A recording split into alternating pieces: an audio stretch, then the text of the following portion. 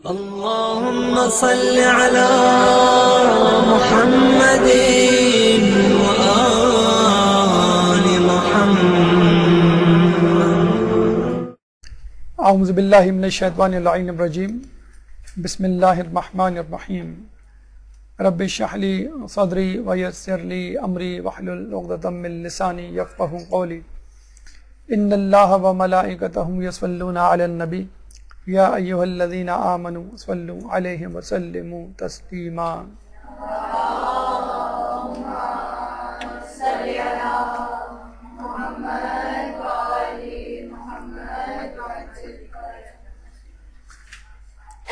آج 27 ذی القعدہ ہے اور آج سے 2 دن بعد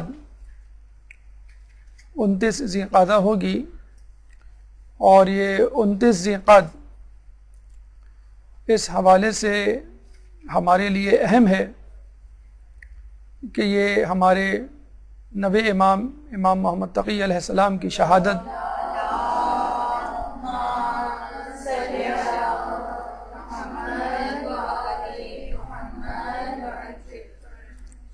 کا دن ہے، اور یہ ہماری ریت ہے، اہل بیت کی سنت ہے، ہماری ثقافت ہے، ہمارے مذہب کا ایک حصہ ہے کہ جب کسی امام کی ولادت یا شہادت آتی ہے تو ہمارے رنگ و انداز بدل جاتے ہیں. اگر غم کا دن ہوتا ہے تو ہم غمگین ہو جاتے ہیں، اور اگر خوشی کا دن ہوتا ہے تو ہم فرط مسرہ سے جھوم اٹھتے ہیں. یہ ایک کم ترین اظہار ہے اپنے تعلق کا اہل بیت سے، کہ اہل بیت کی خوشیوں میں ہم خوش ہیں اور اہل بیت کے غم میں ہم غمگین، کیونکہ ہم ان کے چاہنے والے، ان کے ماننے والے ہیں. لیکن بلند ترین اظہار اس محبت کا یہ ہے کہ ان کے چاہنے والے ان کے نقش قدم پر چلیں، ان کی حیات طیبہ پر عمل کریں. اور یہ اسی وقت ممکن ہے کہ جب ہمارے پاس ان کے بارے میں کما حقہ علم ہو، ان کے بارے میں معلومات ہو، ان کی سیرت طیبہ کے مختلف پہلوؤں سے آشنائی ہو. امام نے کس وقت، کہاں، کب کیا کیا تھا، کس موقع پر کون سا عمل انجام دیا، کس صورتحال میں کس حکمت عملی کو اپنایا، اپنے دوستوں سے کیا سلوک کیا، دشمنوں سے کیا برتاؤ رہا. اگر ان تمام باتوں کی معلومات نہ ہو تو پھر ہم ان کے نقش قدم پر چلنے سے عاری ہوں گے. ان کی سیرت طیبہ پہ کس طرح آگاہی حاصل ہو، تو یہ بہترین دن ہے، بہترین ایام، بہترین موقع کہ جب بھی امام کی ولادت یا شہادت آئے تو اس امام سے متعلق، ان کی سیرت طیبہ سے متعلق، ان کے اقوال حکیمانہ سے متعلق فوری طور پر معلومات حاصل کر لی جائے، اور اپنا یہ ٹارگٹ، یہ ہدف بنایا جائے کہ اس قسم کے دروس کو، اس قسم کی مجالس کو جس میں متعلقہ ایام سے مربوط امام کی ولادت یا شہادت منائی جا رہی ہو، اس کو بہت سنجیدگی سے لیا جائے، فقط خیر و برکت کا ذریعہ نہ بنایا جائے بلکہ علم و آگاہی کا ذریعہ بنایا جائے، علم و عمل کا ذریعہ بنایا جائے کہ جو کچھ ہم سن رہے ہیں اس پر ہمیں عمل بھی کرنا ہے. عمل کریں گے تو ہماری معرفت میں اضافہ ہوگا، معرفت میں اضافہ ہوگا تو ایمان مزید پختہ ہوگا. آئیے نبی امام محمد تقی علیہ السلام کی سیرت طیبہ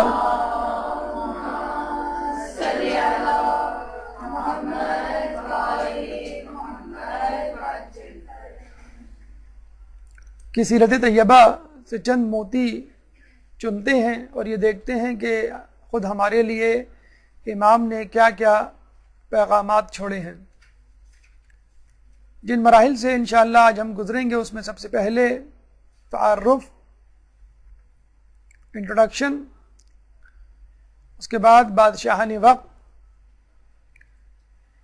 کون کون بادشاہ اس زمانے میں گزرے، امام کا بچپن کس طرح گزرا، امام کی علمی خدمات کیا کیا تھیں، کون کون سی کرامات آپ کے دست اقدس سے ظہور پذیر ہوئے، اخلاق حسنہ کیا کہتی ہے، ازدواجی زندگی میں کیسا برتاؤ رکھتے تھے، اور شہادت کیسے کیوں کر کس ماحول میں ہوئی، اور اس کے بعد چند اقوال حکیمانہ۔ گفتگو کا پہلا مرحلہ امام کا تعارف۔ ایک درود پڑھ دیجئے محمد والے محمد۔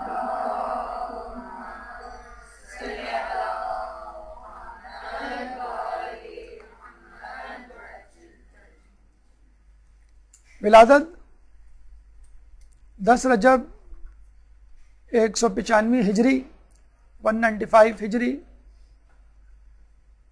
کو ہوئی، اور یہ وہ ولادت تھی کہ جس کا شاید سب سے زیادہ انتظار کر رہے تھے لوگ، کیونکہ آپ کے والد محترم کی عمر 47 ایئرز 47 سال ہو چکی تھی، اور لوگوں کے دلوں میں اشکال پیدا ہو رہے تھے کہ امامت کا سلسلہ آگے بڑھنے والا نہیں۔ نہ صرف اشکال آنے والے امام کے بارے میں، بلکہ خود 8ویں امام کے بارے میں اشکال اور شکوک و شبہات شروع ہو گئے تھے کہ یہ کیسے امام ہیں کہ ان کا کوئی بیٹا ہی نہیں، اور ان کی امامت خود مشکوک ہے۔ لیکن جب لوگ کہتے کہ آپ کی کوئی اولاد نہیں، تو امام فرماتے کہ اللہ تعالیٰ جلد مجھے ایک اولاد عطا کرے گا کہ جو ہمارے شیعوں کے لیے باعث فخر ہوگا، اتنا کہ اس سے پہلے کبھی ایسا نہ ہوا۔ آپ کی شہادت 29 ذی القعدہ 220 ہجری، یوں آپ کی عمر مبارک فقط 25 سال بنتی ہے، اور آپ کو تمام ائمہ میں کم ترین امام ہونے کا شرف حاصل ہے۔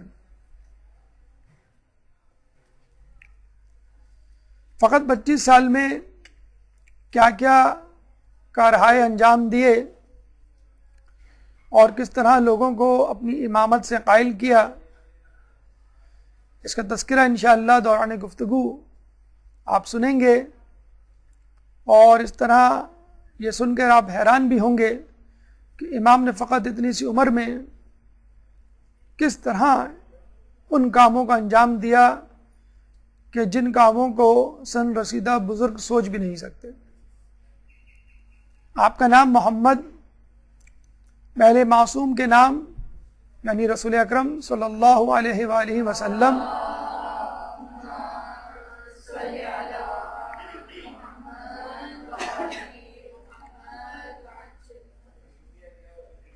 آخری معصوم خود امام زمانہ امام محمد مہدی، اللہم صلی علی محمد وآل محمد۔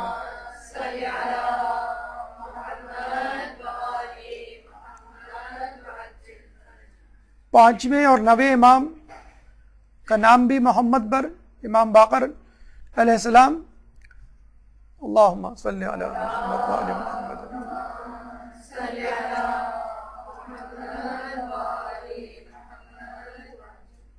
تو محمد کے ناموں کی قطار، ایک ہی خاندان میں کئی محمد۔ تو پہلے تو یہ بات ذہن میں رکھ لیجئے کہ اہل بیت کا نام رکھنا خود اہل بیت نے ہمیں سکھایا ہے۔ ہم اپنے خاندان میں اگر کوئی نام پہلے سے موجود ہو تو نہیں رکھتے کہ یہ نام تو بہت کامن ہے، عام ہے، ہم اس نام کو نہیں رکھیں گے۔ اور اہل بیت کیا یہ عالم ہے کہ ایک خاندان تو کیا، ایک ہی گھر میں 2 نام کے علی اکبر، علی اصغر، ایک ہی گھر میں 3 نام کی فاطمہ، فاطمہ صغریٰ، فاطمہ کبریٰ، فاطمہ وسطیٰ۔ یعنی لوگ اپنی بیٹیوں، ائمہ اپنی بیٹیوں اور اپنے بیٹوں کے نام پہ در پہ علی اور فاطمہ رکھنے سے گریز نہیں کرتے تھے. تو یہ ہمیں بھی سنت اپنانی چاہیے. اہل بیت کے نام، معصومین کے نام چاہے کتنے ہی زیادہ ہوں، ان کو رکھنے سے، ان کو پکارنے سے، ان کو سننے سے کبھی بھی دل نہیں بھرتا. اور ناموں کے خود اپنے اثرات ہوتے ہیں. شمر، حرملہ، یزید نام کے لوگوں نے کیا فسق و فجور کے بازار گرم کیے، تاریخ کے صفحات اس کے گواہ ہیں. اور ان ناموں کے، معصومین کے نام پر رکھے جانے والے ناموں نے اور ان کے حاملین نے دنیا میں کیا کارنامے انجام دیے، یہ بھی صفحہ کرتاز پر موجود ہے. لیکن لفظ محمد کی قطار اور تکرار ہمیں ایک حدیث کی طرف متوجہ کر رہی ہے کہ جس میں محمد کو اول میں، محمد کو آخر میں، محمد کو اوسط میں قرار دینا ایک دقیق نقطے کی طرف ہماری توجہ کو مرتکز کر رہا ہے. حدیث رسول ہے کہ اولنا محمد و اوسطنا محمد و آخرنا محمد و کلنا محمد. اس حدیث سے فقط یہ بتلانا مقصود نہیں کہ لفظ محمد نام کے کئی معصوم، کئی امام ہوں گے. بتلانا یہ مقصود ہے کہ پہلا بھی محمد تھا، آخر والا ان کی سنت پر عمل کرتا ہوا محمد نظر آئے گا، بیچ والا بھی ان کی سنت پر عمل کرتا ہوا محمد نظر آئے گا، بلکہ ہر امام محمد کی سنتوں پر عمل کرتا ہوا محمد ہی نظر آئے گا.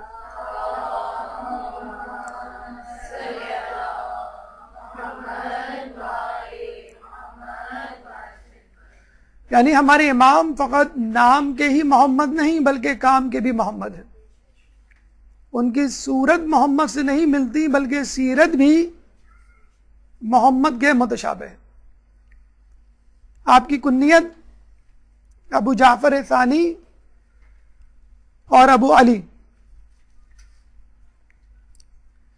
عموماً کنیت بڑے بیٹے کے نام سے ہوا کرتی ہے، کبھی بیٹی کے نام سے اور کبھی کسی بھی رشتہ دار کے حوالے سے، تعلق کے حوالے سے. ابو جعفر ہمارے 5ویں امام کی کنیت ہے کیونکہ ان کے بیٹے امام جعفر علیہ السلام ان کی اولاد میں سے تھے. ابو جعفر اول کہا جاتا ہے ان کو، اور 9ویں امام کو ابو جعفر ثانی. القاب میں کئی القاب مشہور ہیں: عالم، علم والا، قانع، قناعت کرنے والا، مختار، اختیار رکھنے والا، متوکل. توکل جس پر کیا جائے یا متوکل زیر کے ساتھ پڑھیں تو توکل کرنے والا، زیر کے ساتھ پڑھیں گے تو سبجیکٹ بن جائے گا متوکل. توکل کرنے والا، متوکل پڑھیں گے زبر سے تو جس پر توکل کیا جائے، بھروسہ کیا جائے. منتخب، جس کو انتخاب کیا جائے، مرتضی، انتخاب کیا ہوا یا چنا ہوا. نجیب، منظور شدہ یعنی جس کی دعائیں قبول ہوں. لفظ تقی، لقب تقی بر صغیر پاک و ہند میں زیادہ مشہور ہے، بلکہ امام نام ہے محمد سے کم لقب تقی سے زیادہ مشہور ہے بر صغیر پاک و ہند. اور اس کی وجہ یہ ہے کہ لفظ تقی تقوی سے نکلا ہے، اور تقوی کا مطلب ہے بچنا، گناہوں سے بچنا، خوف خدا رکھتے ہوئے احتراز کرنا گناہوں سے. یقیناً امام سے بڑھ کر متقی پرہیزگار امام کے زمانے میں کوئی نہیں تھا. ایک اور وجہ یہ بھی ہے ان کو تقی کہنے کی کہ ایک دفعہ آپ مامون کی تلوار سے بچ گئے. بظاہر تو اس کی تلوار نے آپ کے جسم کے ٹکڑے ٹکڑے کر دیے تھے، مگر آپ صبح سویرے اپنے بستر پہ زندہ صحیح سالم پائے گئے. اللہم صلی علی محمد و آل محمد.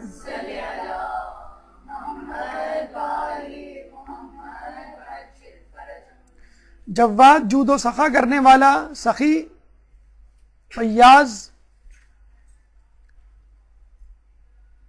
اور یہ لقب کاظمین اس کے آس پاس کے علاقوں عرب ممالک میں زیادہ مشہور ہے. وہاں پہ آپ کو امام تقی کی بجائے امام جواد کے نام سے زیادہ پہچانتے ہیں. تو جواد لقب کاظمین جہاں ان کا روضہ ہے اس کے آس پاس، اور تقی برصغیر پاک و ہند میں آپ کا مشہور لقب. والد 8ویں امام امام علی رضا علیہ السلام تھے.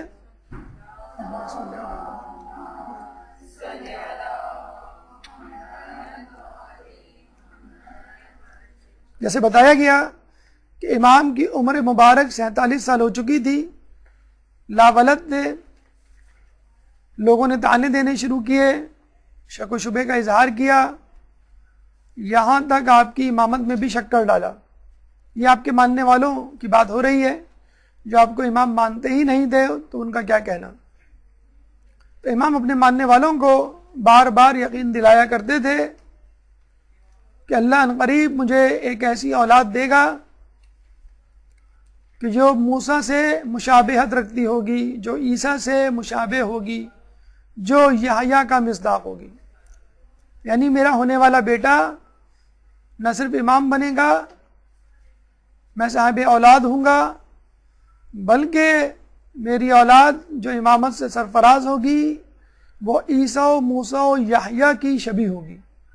اور تاریخ نے اس بات کو ثابت کیا کہ امام تقی سیرت و کردار میں، رفتار و گفتار میں عیسیٰ و موسیٰ کی اور یحییٰ کی شبیہ تھے. والدہ،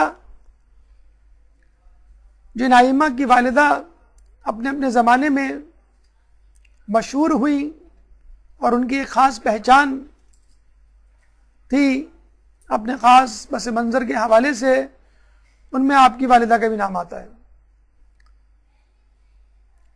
والدہ کا نام سبیکہ یا سبیکہ، ضمہ اور فتحہ پیش اور زبر دونوں سے پڑھ سکتے ہیں.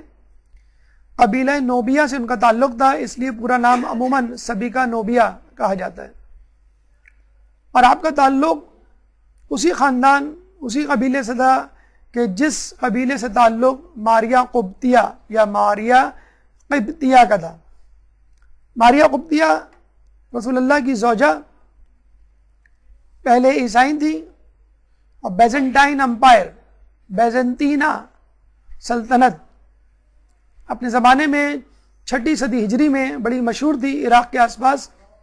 اس کا ایک بادشاہ تھا مقوقس، جس کو رسول اللہ نے اسلام کی دعوت دی تھی تو اس نے رسول اللہ کو ہدیے میں یہ کنیز پیش کی تھی. ماریہ قبطیہ کو یہ اعزاز حاصل ہے کہ آپ محبوب ترین ازواج المطہرات بھی شمار ہوتی تھیں، اور جناب خدیجہ سلام اللہ علیہ، اللہم صلی علی محمد وعلی کے بعد رسول اللہ کی بیٹے کی ماں بنی. جناب ابراہیم رسول اللہ کے تیسرے بیٹے جناب ابراہیم ماریہ قبطیہ کے بطن سے تھے. نہ صرف رسول اللہ کے تیسرے بیٹے کی ماں بنی بلکہ جناب ابراہیم صاحبزادہ رسول امام حسین کا فدیہ قرار پائے کہ جب رسول اللہ نے امام حسین کی جگہ اپنے بیٹے ابراہیم کو پیش کیا، کہ جب ان سے کہا گیا کہ تمہیں دونوں میں سے کسی ایک کی قربانی دینی ہے، تو رسول اللہ نے اپنے بیٹے ابراہیم کو اللہ کی راہ میں قربان کر دیا، اللہ کی راہ میں دے دیا، اور حسین کو، حسین مظلوم کو کربلا کے لیے بچا رکھا. اللہم صلی علی محمد.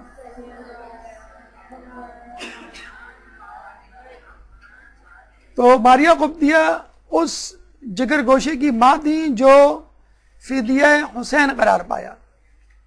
جس قبیلے سے آپ کا تعلق تھا اسی قبیلے سے امام تقی کی والدہ کا بھی تعلق تھا. قبط انگلش میں کوپٹ کہا جاتا ہے. تلفظ کا جو انداز ہے، جو مشابہت ہے، وہ بتلا رہی ہے کہ یہ ایک جیسے الفاظ ہیں. انگلش میں کوپٹ تھے، COPT کوپٹ، عربی میں جا کے قبط بن گئے، اور مؤنث کے لیے قبطیہ استعمال ہونے لگا، مذکر کے لیے قبطی استعمال ہونے لگا. یہ قبیلہ ایجپٹ، مصر اور ساؤتھ افریقہ، نارتھ افریقہ،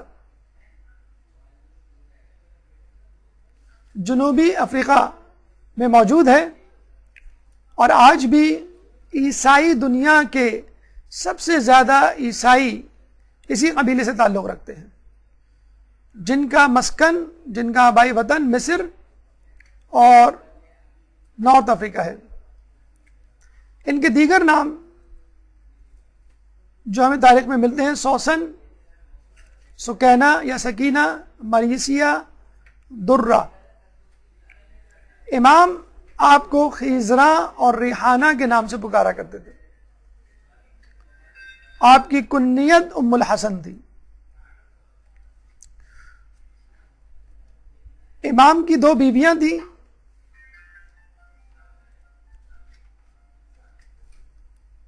کہ جس میں ایک درود پڑھ دیجیے محمد والے محمد.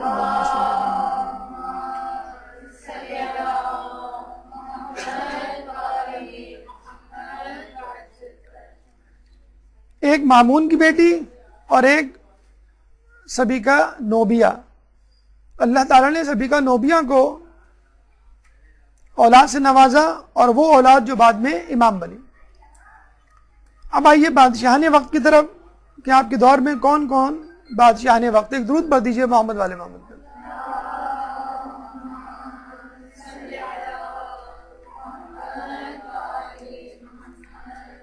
امین، مامون اور معتصم. آپ کی ولادت کے وقت امین، جس کی بادشاہت 3 یا 4 سال رہی، جس کو قتل کرنے کے بعد مامون 20 سال تک بادشاہ رہا، اور اس کے انتقال کے بعد معتصم اس کا بھائی طاقت پر براجمان ہوا، اور اسی نے امام تقی علیہ السلام کو زہر سے شہید کیا. اب آئیے امام کے بچپن کی طرف. ایک درود پڑھ دیں محمد والے محمد.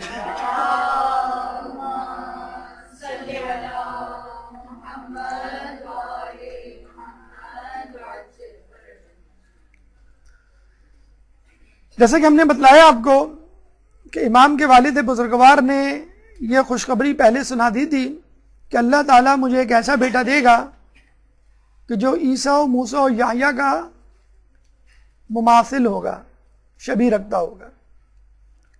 جب آپ کی پیدائش ہوئی تو جن لوگوں کو پہلے ہی 8ویں امام کی امامت میں شک تھا، وہ آپ کی اولاد میں بھی شک کرنے لگے. 2.5 سال کی عمر میں کچھ لوگ شرارتاً آپ کو قیافہ شناسوں کی طرف لے گئے کہ معلوم کر سکیں کہ واقعی یہ امام کی اولاد ہے. نعوذ باللہ، یا امام نے جھوٹ موٹ ہمیں یہ بچہ متعارف کروا دیا ہے کہ اس کو ہم امام مان لیں.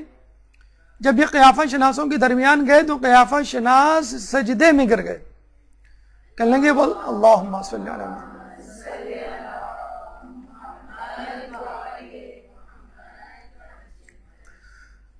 اور کہنے لگے کہ تم کس شخصیت کو ہمارے پاس لے آئے.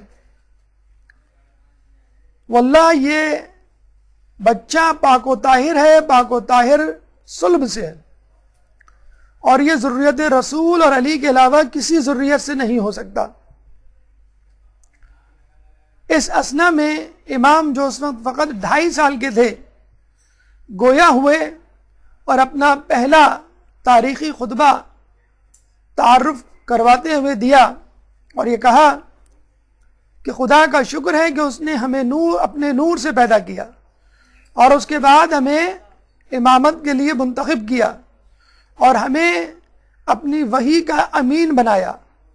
میں محمد ابن علی رضا ابن موسیٰ کاظم ابن جعفر ابن محمد باقر ابن علی ابن حسین ابن امیر المؤمنین ابن ابی طالب ہوں، اور ذریت فاطمہ بنت محمد سے ہوں.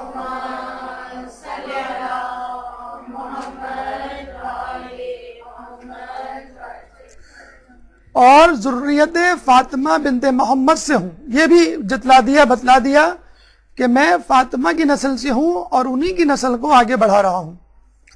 پھر فرمایا میں قیافہ شناسوں سے زیادہ جانتا ہوں اور تمام انسانوں سے زیادہ علم رکھتا ہوں. اگر باطل اور گمراہ لوگوں کے حملے کرنے کا ڈر نہ ہوتا اور اس بات کا شائبہ نہ ہوتا کہ اہل شرک و نفاق ہم پر ٹوٹ پڑیں گے تو میں ایسی باتیں بتاتا کہ اولین و آخرین حیرت میں پڑ جاتے. اور اس کے بعد اپنے دہن مبارک پر اپنا ہاتھ رکھ کر فرمایا اے محمد تم بھی خاموش رہو جس طرح تمہارے آباء اکرام خاموش رہے. تم بھی صبر کرو جیسے انہوں نے صبر کیا اور عنقریب لوگ وہ دیکھ لیں گے کہ جس کا ان سے وعدہ کیا گیا ہے اور بے شک فاسق لوگ ہی خسارے میں رہنے والے ہوں گے. اس کے بعد اپنے سامنے کھڑے ہوئے ایک بزرگ کا ہاتھ تھاما اور مجمع چھٹتا رہا اور راستہ بنتا گیا. اور وہاں پہ موجود بزرگوں نے بے اختیار اپنی زبان سے یہ کلمہ جاری کیا واللہ اعلم حیث یجعل رسالتہ. اللہ ہی بہتر جانتا ہے کہ وہ اپنی رسالت کے امین کے لیے کس کو منتخب کرے. ایک درود پڑھ دیں محمد والے میں.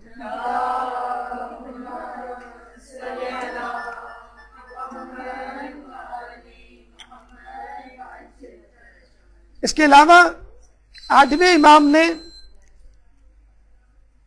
ایک صحابی کو امام تقی کی پشت مبارک پر اس مہر کو دکھایا کہ جو ان کے شانے پر 2 شانوں کے درمیان پیٹھ پہ موجود تھی، بالکل اسی طرح جس طرح رسول اللہ کی پشت مبارک پر مہر نبوت موجود تھی.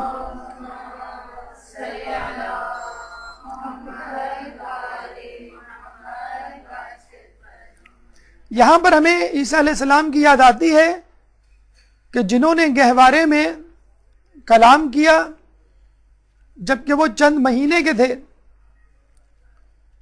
اور لوگوں کو مخاطب کرتے ہوئے یہ کہا قال انی عبد اللہ آتانی الکتاب وجعلنی نبیا. قال انی عبد اللہ، اور انہوں نے کہا کہ بے شک میں اللہ کا بندہ ہوں. آتانی الکتاب، اور مجھے اس نے کتاب دی. وجعلنی نبیا، اور مجھے اس نے نبی بنایا. سورہ مریم آیت نمبر 30، سورہ کا نشان 19، آیت کا نشان 30.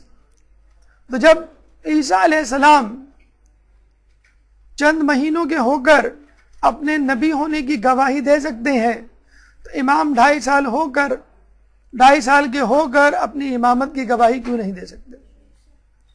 یہ ہے وہ عیسیٰ کی شبیہ جس کا تذکرہ آپ کی ولادت سے پہلے آپ کے والد بزرگوار نے کر دیا تھا. شہادت سے 3 سال پہلے آپ کے والد محترم آپ سے جدا ہوئے، اس وقت آپ کی عمر مبارک 5 سال تھی. یعنی فقط 5 سال کی عمر میں باپ کا سایہ آپ سے جدا ہو گیا، اور وقت شہادت آپ کی عمر، یعنی آپ کے والد کی شہادت کے وقت آپ کی عمر 8 سال تھی. اس کو 5 سال نہیں 8 سال کر لیں. یعنی جب جدا ہوئے تھے، کیونکہ وہ ان کو زندان میں ڈالا گیا تھا، شہادت سے پہلے آپ کی عمر 5 سال تھی اور وقت شہادت آپ کی عمر 8 سال تھی. آپ اندازہ لگا لیجئے کہ 8 سال کا بچہ جس کو امامت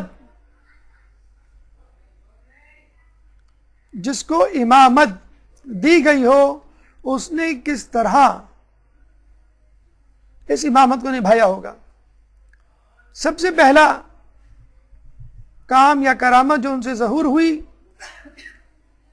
امام کی شہادت کے ساتھ کہ وہ باعجاز خداوندی دعی و لفظ کرتے ہوئے مدینے سے خراسان آئے اور اپنے شہید والد کی تجہیز و تکفین میں حصہ لیا. کفن پہنانے کے بعد لوگوں سے یہ کہا کہ اب انہیں دفنانے کی تیاری کرو، اور یہ کہہ کر نماز پڑھا کر خود وہاں سے چلے آئے. بادشاہ نے سرکاری نماز جنازہ پڑھائی اور ان کی تدفین عمل میں آئی۔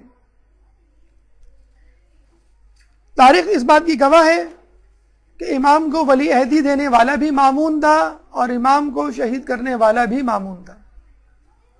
چنانچہ جب لوگوں کو اس بات کا علم ہوا کہ امام کو زہر دیا گیا ہے تو کسی کے ذہن میں بھی یہ شائبہ نہ تھا کہ مامون کے علاوہ کسی نے امام کو قتل کیا ہو۔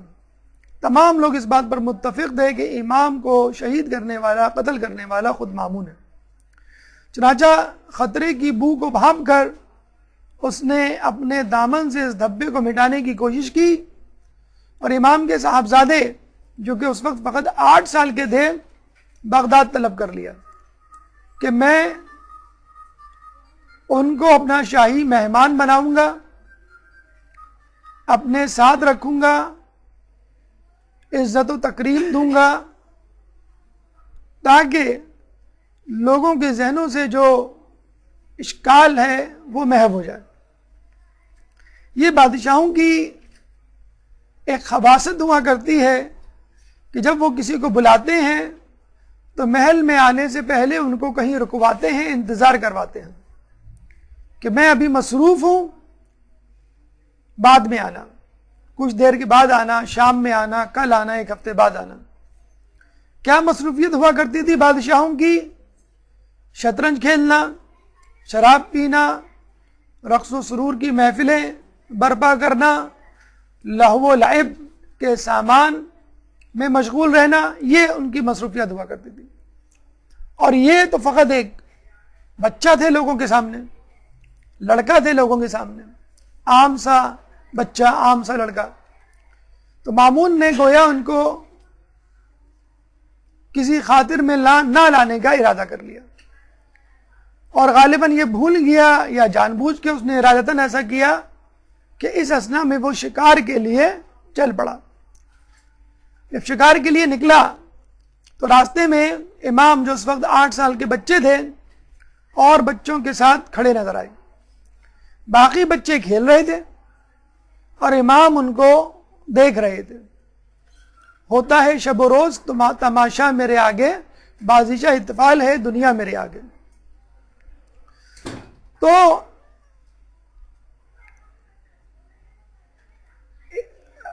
مامون کی سواری جب بچوں کے پاس سے گزری تو تمام بچے بھاگ کے وہاں سے فرار ہو گئے۔ یہ بالکل ایسا ہی کہ بچے کسی بھوت کو دیکھ لیں، کسی جن کو دیکھ لیں، کسی عفریت کو دیکھ لیں اور گھبرا کے بھاگ جائیں۔ لیکن یہ فرق ہے بادشاہ کی بادشاہت میں اور امام کی امامت میں۔ بادشاہ جسموں پر حکومت کرتا ہے اور امام دلوں پر حکومت کرتا ہے۔ یہاں بادشاہ کو دیکھ کر بڑے تو کیا، بچے ڈر کے مارے بھاگ گئے، اور وہاں جب ہمارے 8ویں امام مدینے سے نکلے خراسان کے لیے تو 24,000 لوگ،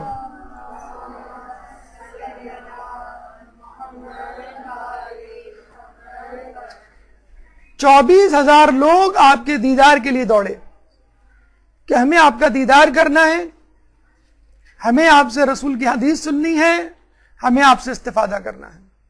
نہ صرف دیدار کے لیے دوڑے بلکہ قلم و کرتاس لے کر بھی دوڑے کہ ہمیں اس سفر میں ہمیں پڑھا لکھا دے۔ امام کے کہیں رکنے کا بھی انتظار نہیں کیا۔ تو کہاں 24,000 لوگ امام کے پیچھے بھاگ رہے ہیں، یہاں چند بچے بادشاہ کو دیکھ کے فرار ہو رہے ہیں۔ اور بادشاہ یہ سمجھا کرتے تھے کہ یہ ہماری شان و شوکت، یہ روب و دبدبہ ہے کہ جس کی کوئی تاب نہیں لا سکتا۔ جب بادشاہ کی سواری بچوں کے پاس سے گزری تو وہاں فقط امام کھڑے ہوئے نظر آئے۔ امام کو دیکھ کے مامون نے طنزیہ مسکراہٹ کے ساتھ پوچھا کہ تم کیوں نہیں بھاگے؟ امام نے جواب دیا، رستہ اتنا تنگ نہ تھا اور میں مجرم نہ تھا، اب سوائے اس کے کیا ہو سکتا ہے کہ تو بے جرم و خطا سزا دیتا ہو جس کے بارے میں کچھ نہیں کہہ سکتا۔ کتنی خوبصورت بات کہ راستہ اتنا تنگ نہیں ہے۔ آج بھی آپ دیکھ لیں، اگر آپ کی روڈ بہت وسیع ہو، 3 4 5 لینز ہو اس میں، تو آپ کو ہارن دینے کی ضرورت نہیں ہے، آپ گاڑی کو اوورٹیک کرنے کی بجائے کسی اور لین پہ چلے جائیں. تو جب رستہ بہت وسیع ہو تو ٹھیک ہے، بادشاہ کی سواری جو ہے وہ کہیں سے بھی گزر سکتی ہے. اور دوسری بات یہ ہے کہ بھاگتا وہی ہے جس نے کوئی جرم کیا ہو. پولیس کی وین آ جائے ابھی آپ کے علاقے میں تو پہلے کون روپوش ہوگا؟ جس نے کوئی قتل کیا ہو، جس نے کوئی ڈکیتی کی ہو، جس نے کوئی کرپشن کی ہو. متقی پرہیزگار نیک آدمی اپنے گھر سے نہیں بھاگے گا، اپنی جگہ کو نہیں چھوڑے گا. تو جس نے کبھی کوئی ترک اولا ہی نہ کیا ہو، گناہ تو دور کی بات، تو وہ کیوں رستہ چھوڑ دے اور وہاں سے چلا جائے؟ جب امام نے جواب دیا کہ راستہ تنگ نہ تھا، میں گناہگار نہیں تھا سوائے اس بات کے کہ تو بے جرم و خطا سزا دیتا ہوں جس کے بارے میں کچھ نہیں کہہ سکتا. امام یہ جواب سن کر بہت حیران ہوا. یہاں پہ رک کر امام کا حسن زن دیکھیے. امام کس سے حسن زن کر رہے ہیں؟ اپنے باپ کے قاتل سے. یہ شخص ان کے باپ کو چند مہینے پہلے قتل کر چکا ہے. کس جرم میں؟ بغیر کسی جرم میں، بے جرم و خطا، اور پھر بھی امام کہہ رہے ہیں. تو یہ ہمیں حسن زن سکھلاتا ہے کہ امام اپنے باپ کے قاتل کے ساتھ حسن زن کر رہے ہیں. ہم اپنے گھر والوں، اپنے رشتہ داروں، اڑوس پڑوس اور دوستوں کے ساتھ حسن زن نہیں کرتے. امام نے جواب دے دیا. مامون حیرت زدہ رہ گیا، اپنے شکار پہ چل پڑا. ایک ہرن کو دیکھ کر اپنے باز کو اڑایا. واپسی میں وہ باز اپنے منہ میں ایک مچھلی لے کر آیا. مامون نے وہ مچھلی اپنے ہاتھ میں دبا لی اور واپسی میں وہیں سے گزرا جہاں سے آیا تھا. امام وہیں کھڑے ہوئے تھے. سوچا اس بچے کا دوبارہ امتحان لوں اور یہ کہا کہ بتاؤ میری مٹھی میں کیا ہے. دیکھیں، علمی طور پر کسی کو قائل کرنا اور علمی ہیبت کسی پہ ڈالنا اور بات ہے، اس کے لیے آپ تیاری کر سکتے ہیں. لیکن غیب کی خبر لانا یہ کام آدمی کا کام نہیں. یہ وہی کر سکتا ہے جو منتخب شدہ ہو، جو مرتضی ہو، جو امام ہو. امام نے کہا کہ خدا نے آسمان و زمین کے درمیان دریا پیدا کیے، اس دریا میں مچھلیاں پیدا کی، بادشاہوں کو ذوق شکار دیا، وہ شکار کے لیے نکلے اور اپنے ہاتھ کی مٹھی میں مچھلی کو بند کر کر ہم وحی کے امینوں کا اور ائمہ کا امتحان لیتے ہیں. جب بادشاہ نے پوچھا کہ تم ہو کون، مامون نے کہا کہ تم ہو کون، تو پھر اپنا تعارف کروایا کہ میں امام محمد تقی بن علی رضا علیہ السلام ہوں.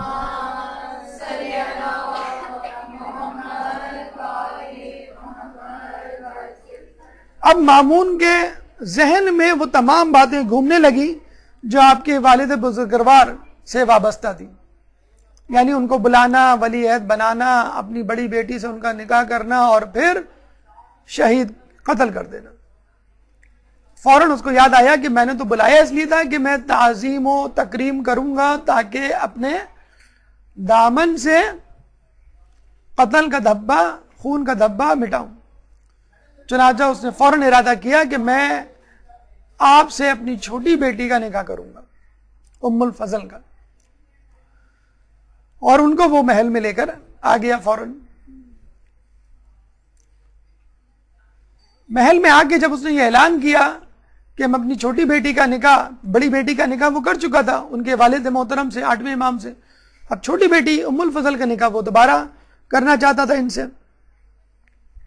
تو لوگوں نے جو ہے واویلا مچانا شروع کر دیا کہ آپ اس سے پہلے غلطی کر چکے ہیں، اور وہ غلطی اس سے پہلے کہ کسی بہت بڑے نقصان کا پیش خیمہ بندی، ہم نے اس غلطی کا کفارہ ادا کیا اور امام کو اپنے رستے سے ہٹایا.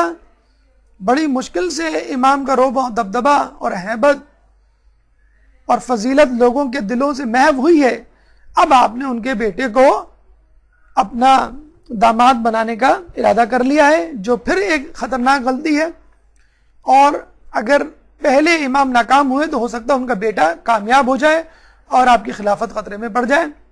لیکن امام مامون جو ہے اپنی بات پہ بضد تھا کہ نہیں، میں امام کے بیٹے کو اپنا داماد ضرور بناؤں گا. اور جب لوگ تھک ہار گئے تو امام مامون کو اس طرح قائل کرنے کی کوشش کی کہ آپ ضرور بنائیے، لیکن پہلے یہ ثابت تو کیجئے کہ یہ بچہ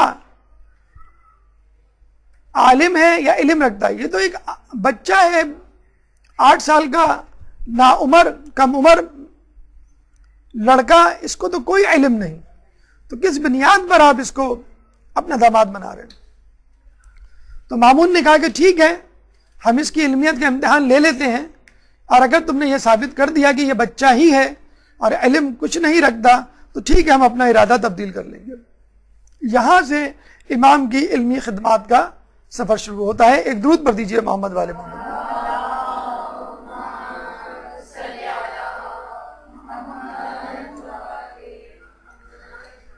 اب یحییٰ ابن اقسم سے ایک مناظرہ ہوا، پہلا ڈسکشن، جب آپ کی عمر مبارک فقط 8 یا 9 سال تھی، اور یحییٰ ابن اقسم جو اس وقت قاضی القضاء تھا، چیف جسٹس تھا، سب سے بڑا عالم دین تھا غیر شیعہ افراد میں، اس کو بلایا گیا کہ تم ان سے کوئی سوال کرو. آپ کو معلوم ہے آپ کے علم دین میں بہت سارے سبجیکٹس ہیں، بہت سارے مضامین ہیں، فقہ ہے، قرآن ہے، تاریخ ہے، عقائد ہے، اخلاقیات ہے. مشکل ترین مضمون، تمام لوگ اس بات پر گواہ ہیں کہ فقہ ہے. خشک ترین، مشکل ترین، ثقیل ترین مضمون فقہ ہے. اور فقہ میں بھی سب سے مشکل موضوع حج کا موضوع ہے. حج سے متعلق مسائل ہیں. حتیٰ کہ کچھ علماء تو حج کے مسائل اس بات کو کہہ کے انکار کرتے تھے بتانے سے کہ ہم حج پہ نہیں جاتے، اس لیے ان علماء سے رجوع کیا جائے جو حج پر آتے جاتے رہتے. پھر حج جیسے موضوع میں بھی سب سے مشکل موضوع کفاروں کا مسئلہ ہے. آپ کو معلوم ہے کہ حج میں جب احرام آدمی پہنتا ہے تو بہت ساری پابندیاں اس پہ عائد ہو جاتی ہیں، بہت سارے حلال کام اس پہ حرام ہو جاتے ہیں. آئینہ نہیں دیکھ سکتا، وہ خوشبو نہیں سونگھ سکتا، لڑائی جھگڑا نہیں کر سکتا، وغیرہ وغیرہ. تو اس نے امام سے کفارے کا مسئلہ پوچھ لیا کہ اگر ایک شخص حالت احرام میں شکار کرے تو وہ کیا کفارہ دے گا. اب آپ دیکھیے، ایک بچے سے اس کی عمر کو مد نظر رکھتے ہوئے چاہیے تو یہ تھا کہ پہلے کچھ آسان سوال پوچھے جاتے، جب وہ آسان سوالوں کے جواب دے دیتا تو پھر مشکل سوال. اس نے سوال ہی ایسا پوچھا کہ خدا نخواستہ وہ بچہ یہ سوال سن کر خاموش ہو جائے، چکرا جائے. لیکن وہ بچہ تو نہیں تھا، وہ تو امام تھا اپنے زمانے کا. وہ امام ناطق تھا، سامت بھی نہیں تھا. اگر 2 امام ہو تو ایک ناطق ہوتا ہے، ایک سامت ہوتا ہے. امام ناطق تھے، 8ویں امام کی شہادت ہو چکی تھی. امام تقی نے کہا کہ تمہارا سوال نامکمل ہے، ادھورا ہے. اس نے کہا کیسے؟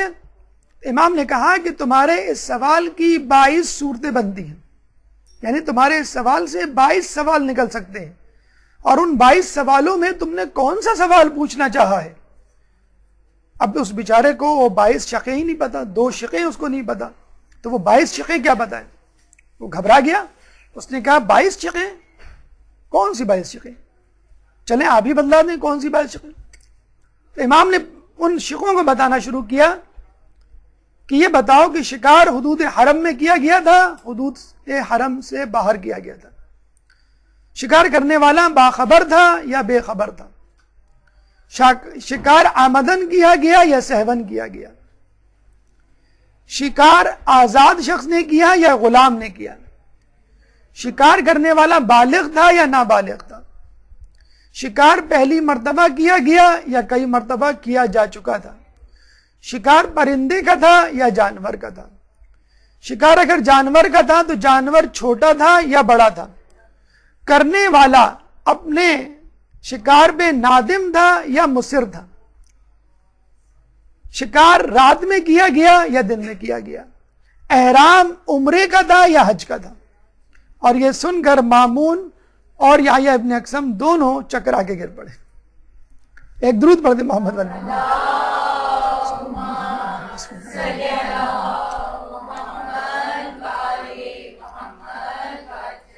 اسی وقت مامون نے حکم دیا کہ امام خطبہ نکاح شروع کریں. امام نے خود اپنا خطبہ نکاح پڑھا اور اسی وقت خطبہ نکاح ہوا. خطبہ نکاح کے بعد کھانا ہوا. اس کے بعد مامون نے کہا اب آپ ہی ان شقوں کی تفصیل اور کفارہ جات بتا دیں. پھر امام نے ان کفاروں کو بتانا شروع کیا. اس کے بعد مامون کو ہری ہری سوجی، مطلب بادشاہ وقت تو دونوں کو لڑا کر دونوں فریقین کو خوش ہوا کرتے تھے. ان کو تو کچھ جواب نہ دینا ہے نہ سوال کرنا ہے، وہ کسی کے لینے میں نہ دینے میں. تو انہوں نے کہا کہ امام اس نے آپ سے سوال کر لیا، اب آپ اس سے سوال کریں. اب یا ابن اقسم کہ پریشان کہ مجھے تو سوال کرنا نہیں آتا تو میں ان کے سوال کا جواب کیا دوں گا. اچھا امام چاہتے تو پھر کوئی مشکل سوال کرتے، حج سے متعلق یا ایسا سوال جو بالکل یونیک ہو اور جس سے عموماً لوگوں کا واسطہ نہ ہو. لیکن بادشاہوں کا، وزیروں کا واسطہ کس چیز سے ہوتا ہے؟ شراب، شباب، کباب، بس یہی چیزیں ہوتی ہیں. امام نے اس سے پوچھا یہ بتا وہ کون سی عورت ہے جو ایک مرد پر 4 مرتبہ حلال اور 4 مرتبہ حرام ہوتی ہے؟ اب وہ پھر چکرا کے رہ گیا، کہنے لگا میں تو بتا ہی نہیں سکتا، آپ ہی بتلا دیجئے. تو امام نے کہا کہ اگر کوئی عورت کسی کی کنیز ہو تو وہ ایک شخص پہ حرام ہے. اگر وہ شخص اس کو خرید لے تو وہ کنیز حلال ہے، آزاد کر دے تو پھر حرام ہے، پھر عقد کر لے تو پھر حلال ہے، پھر صیغہ اظہار پڑھ لے یعنی یہ کہہ دے تو میری ماں جیسی تو اس پہ پھر حرام، کفارہ دے دے تو پھر حلال، طلاق دے دے تو پھر حرام، اور رجوع کر لے تو پھر حلال. تو چنانچہ امام کے سوال اور جواب سے پورا دربار مکمل طور پہ مطمئن ہو گیا کہ یہ لڑکا نہ صرف داماد بننے کے لائق ہے بلکہ خود مامون کی جگہ بیٹھنے کے لائق ہے، جیسے خود ان کے والد بزرگوار کے بارے میں کہا جا چکا تھا. ایک درود پڑھ دیں مامون.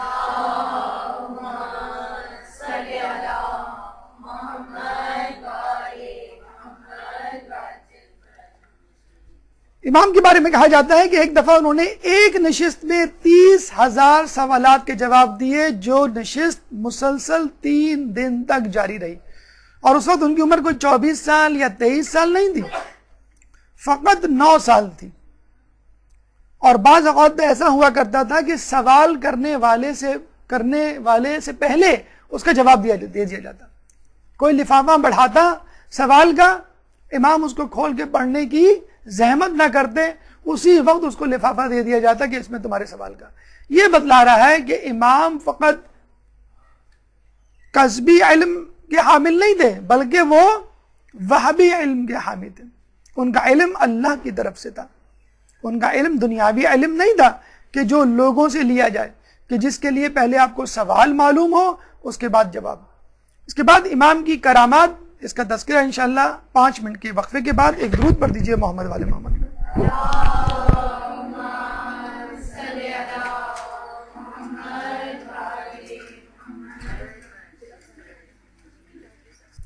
اعوذ باللہ من الشیطان الرجیم، بسم اللہ الرحمن الرحیم. سلسلہ گفتگو وہیں سے شروع کرتے ہیں جہاں ہم نے روکا تھا. ہماری گفتگو کا اگلا مرحلہ کرامات. جیسے کہ اس سے پہلے بھی ہم بیان کر چکے ہیں کہ علم و تقوی یا علم و عمل ان لوگوں کے لیے ثبوت امامت یا ثبوت نبوت ہوا کرتا ہے کہ جو خود تقوی و پرہیزگاری کی طرف راغب ہوں، شرافت کی طرف مائل ہوں، خواص الناس ہوں. لیکن عوام الناس کے لیے، جہلا کے لیے، فاسق و فاجر کے لیے یا کم علم لوگوں کے لیے، ضدی لوگوں کے لیے، دشمن لوگوں کے لیے پھر کرامات کا سہارا لیا جاتا ہے، جس سے بات بہت آسانی سے بہت کم وقت میں سمجھ میں آ جاتی ہے. کرامت یا معجزہ اور جادو میں یہ فرق ہے کہ جادو کے لیے تیاری کی جاتی ہے، خاص مقام اور خاص وقت کا تعین کیا جاتا ہے. جادو نظر کا دھوکہ ہوا کرتا ہے اور آسمانوں پر جادوگروں کا بس نہیں چلتا. کرامت کے لیے تیاری کی ضرورت نہیں، مقام اور وقت یا امر طے کرنے کی ضرورت نہیں. کسی بھی وقت کہیں بھی نبی یا امام یہ معجزہ یہ کرامت کر کے دکھا سکتا ہے. نظر کا دھوکہ نہیں، حقیقت ہوا کرتا ہے. اور آسمانوں پر بھی نمودار ہو جاتا ہے، جیسے شق القمر کا واقعہ۔ ایک بہت دلچسپ، بہت مختصر سا واقعہ، لیکن اس میں کئی نکات پوشیدہ ہیں۔ ہم اپنے زمانے میں یہ سمجھتے ہیں کہ شاید یہ ہمارے زمانے کا فسانہ من گھڑت بات ہو، میتھ جسے کہتے ہیں انگلش میں، کہ لوگ شیعوں کے گھر کا پانی نہیں پیتے، شیعوں کے گھر کھانا نہیں کھاتے۔ عجیب و غریب غیر شیعہ افراد میں یہ بات مشہور ہے کہ شیعہ حضرات شاید کچھ ملا کے دے دیتے ہیں۔ کچھ لوگوں نے اس سے بڑھ کر یہ کہا کہ تھوک کے پلاتے ہیں۔ ایک ہم نے پڑھے لکھے ڈاکٹر دوست سے جب اس بارے میں پوچھا تو ہمیں یہ توقع تھی کہ بہتر جواب ملے گا۔ اس نے کہا یار کہہ تو نہیں سکتے، لیکن ہم نے سنا ہے، ہماری فلاں پھپھو بتایا کرتی تھی، وہ کسی پڑوس میں جایا کرتی تھی، وہ شیعہ تھے، وہ ان کو روزانہ پان کھلایا کرتی تھی۔ ایک دفعہ ان کی غیر موجودگی میں جب پان کھول کے دیکھا تو کتے کے ساتھ چوہے کی مینگنیاں بھی۔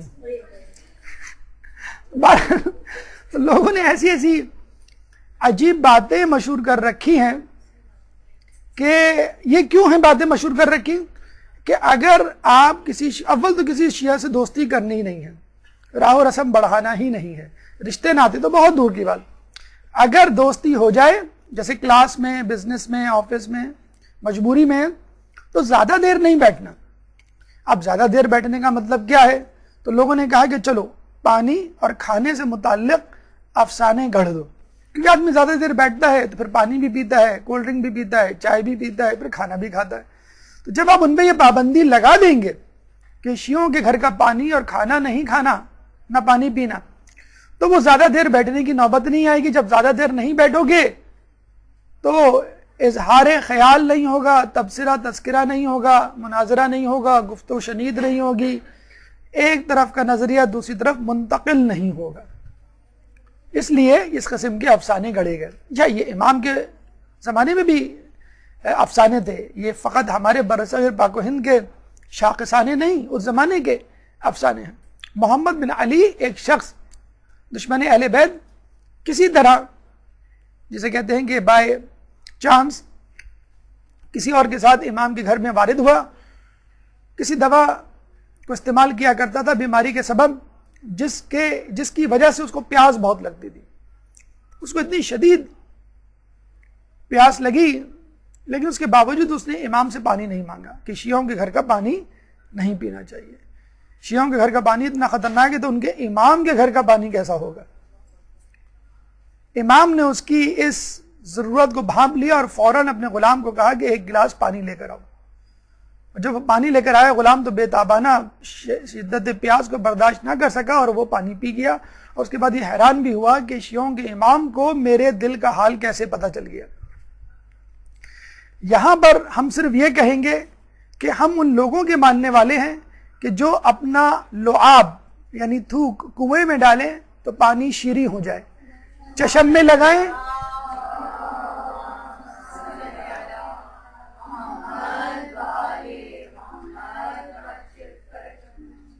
کنویں میں ڈالیں تو پانی شیریں ہو جائے، چشم پہ لگائیں تو آشوب چشم جاتا رہے، کسی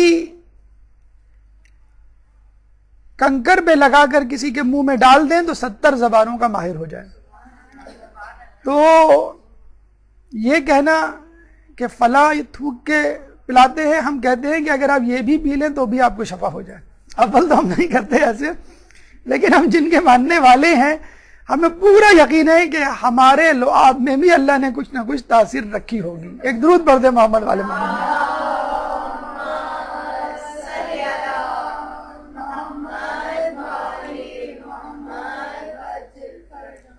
ایک شخص زیدی عقیدے کا حامل امام کی امامت پہ یقین نہیں رکھتا تھا۔ اس زمانے میں کچھ لوگوں نے 8ویں امام کو امام نہیں مانا، کیونکہ اس سے پہلے ہمارے 7ویں امام زندان میں تھے 14 سال، اور آپ کو میں نے بتایا بھی ہوگا کچھ لوگوں کے پاس امام کے پیسے تھے، بیت المال، خمس، صدقہ، زکوٰۃ وغیرہ کے، تو ان پیسوں کو ہڑپ کرنے کے چکر میں امام کی امامت سے انکار کر دیا کہ دینے پڑ جائیں گے، اور قیامت میں جو لینے کے دینے پڑ گئے تو کیا ہوگا یہ لوگوں کو احساس نہیں۔ چنانچہ ایک شخص جو نہ 7ویں امام کا قائل تھا نہ 8ویں کا. جب وہ امام کے گھر کے پاس سے گزرا تو دیکھا لوگوں کا ایک ہجوم ہے, امام کی عزت و تکریم کے لیے تانتے بنے ہوئے, تو دیکھ کر مسکرایا کہ دیکھو کتنے بے وقوف احمق لوگ ہیں کہ ایک بچے کو عزت دے رہے ہیں. امام وہیں سے اپنی جگہ سے چلائے کہ جو شخص ہماری اطاعت سے انحراف کرے گا جہنم میں اوندھے منہ گرے گا. ایک دم سے وہ گھبرا گیا کہ امام کو میرے دل کا حال کیسے معلوم. فوراً اس کے دل میں یہ خیال آیا کہ مجھے لگتا ہے کہ ان کو جادو بھی آتا ہے. دوبارہ امام گویا ہوئے, یہ تمہارا خیال باطل ہے, اپنے عقیدے کی اصلاح کرو. چنانچہ فوراً آپ کے قدموں میں گر پڑا اور کہنے لگا کہ میں آپ کی امامت پر ایمان لایا. اسی طرح کا واقعہ خود رسول اللہ کے لیے حوالے سے بھی ملتا ہے. جب ابو سفیان مکے میں مدینے میں ملنے آیا اور معافی تلافی کی درخواست کی اور رسول اللہ نے قبول کر لیا اور وہ مسلمان بھی ہو گیا, جب جانے لگا تو دل میں خیال آیا کہ میں نے خواہ میں محمد کی بیعت کی, ایمان لایا, اگر تھوڑی سی کوشش کر لیتا, لوگوں کو تیار کر لیتا تو محمد پہ غالب آ جاتا. نہیں, بلکہ اس نے یہ سوچنا شروع کیا کہ تھوڑی سی محنت کر لیتا تو رسول کے خیمے سے آواز آئی تو تب بھی تو مجھ پر غالب نہ آتا. پیچھے مڑ کر دیکھا تو حیران اور پریشان کہ رسول تو تھے نہیں, رسول نے میرے دل کا خیال کیسے جان لیا. تو آپ دیکھ لیجئے ہمارے ائمہ کی کرامات میں, معجزات میں جھلک ہے, ایک مشابہت ہے, ایک تمثیل ہے خود رسول کی اور ان سے پہلے انبیاء کی بھی. تو کس طرح یہ رسول اور نبیوں کی ضروریت نہ قرار پائیں. اب آئیے امام کے اخلاق کی طرف چلتے ہیں. چند موتی اپنی عملی زندگی کے لیے یہاں سے چنتے ہیں. ایک درود پڑھ دیجئے محمد والے محمد.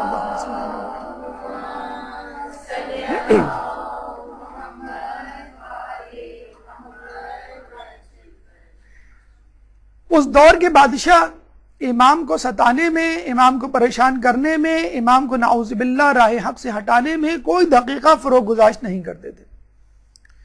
جو حربہ ملتا وہ استعمال کرتے اور کسی طرح امام کو بے عزت کرنے کی فکر میں رہتے, نعوذ باللہ.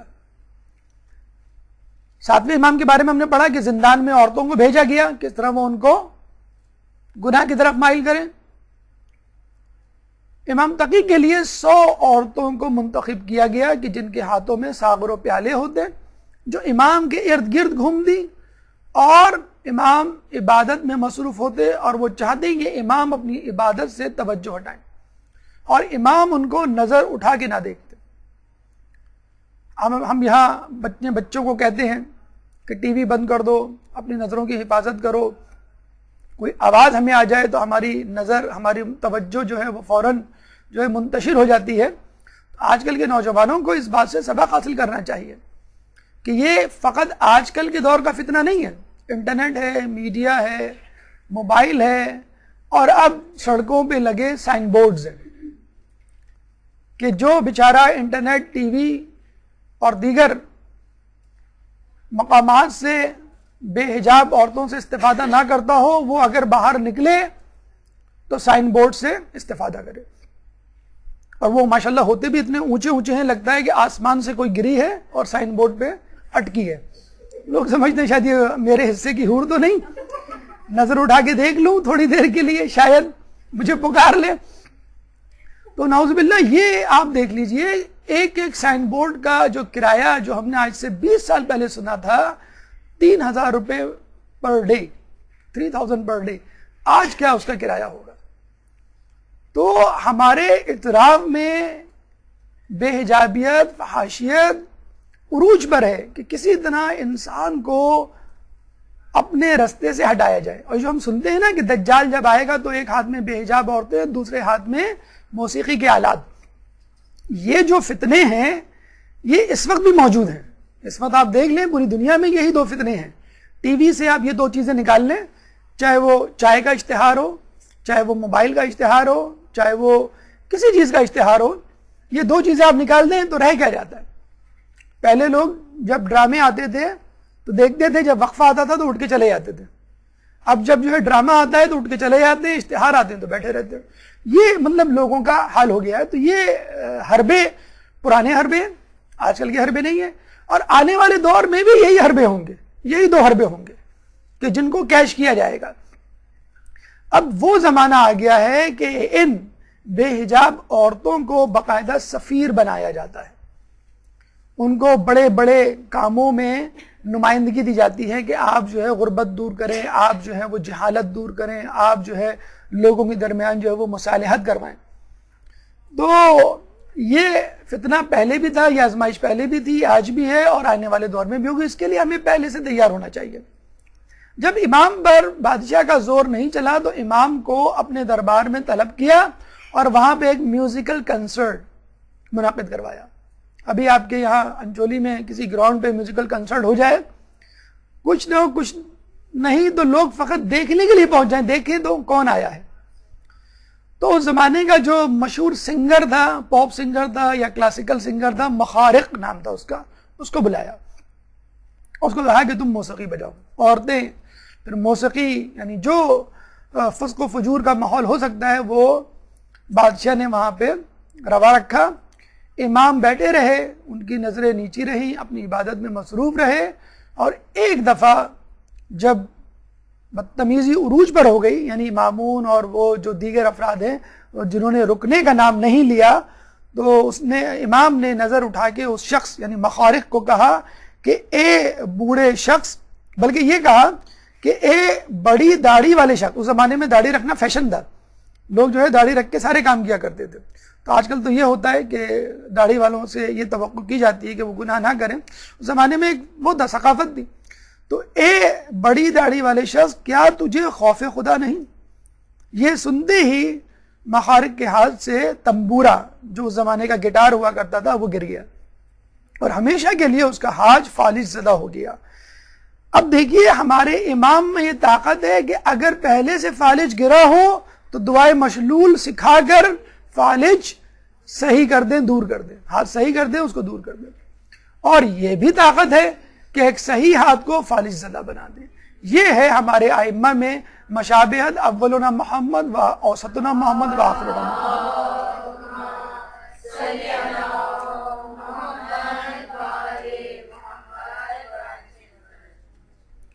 کہتے ہیں کہ ام الفضل سے جب امام کا عقد ہوا تو ام الفضل ظاہر سی بات ایک وہ شہزادی تھی، ناز و نعم میں پلی تھی، پیمپرڈ چائلڈ یا بگڑی ہوئی اولاد جسے کہتے ہیں وہ تھی۔ امام کے ساتھ جب مدینے جانا پڑ گیا تو اس کو وہ سادہ سی زندگی، تقوی سے بھرپور زندگی، مطلب ایک تو وہ زمانہ تھا کہ جب کسی نے بی بی فضہ سے کہا کہ تمہاری جنت تو پکی، تم بڑی خوش قسمت ہو، تو اس نے کہا اے بدبخت، اہل بیت کی کنیزی کے بعد کس کو جنت کی پڑی ہے؟ ایک زمانہ وہ تھا، اور اب یہ زمانہ کہ ایک عورت بیوی ہے امام کی اور اس کو امام کا ماحول راس نہیں آ رہا، بار بار وہ خطوط لکھتی ہے اپنے باپ کو اور باپ جو ہے وہ اس کی نہیں سنتا۔ ایک وقت جب غالباً امام بھی وہیں تھے، مامون کے پاس آئی، مامون اس وقت جو ہے نشے میں تھا اور اس نے شکایت کرنی شروع کر دی امام کی۔